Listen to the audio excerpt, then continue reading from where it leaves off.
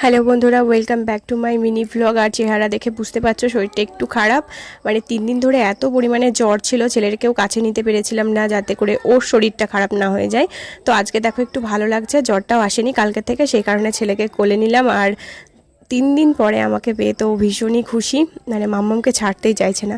তো তারপরে আজকে ছিল রাখি পূর্ণিমা, আর আমি দেখো কতগুলো রাখি নিয়ে এসেছি, এগুলো এখন পরানো হবে।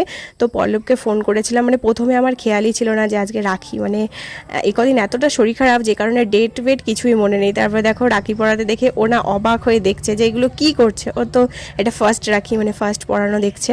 তো তারপরে ভাইয়ের কাছ থেকে পাওনাটাও নিয়ে নিলাম, তারপরে বোদোর হাতে রাখিটা বেঁধে দিচ্ছি এখানে। আর তারপরে বোদও আমাকে রাখি পরায় প্রত্যেক বছর, আমরা দুই বোনকে রাখি পরাই।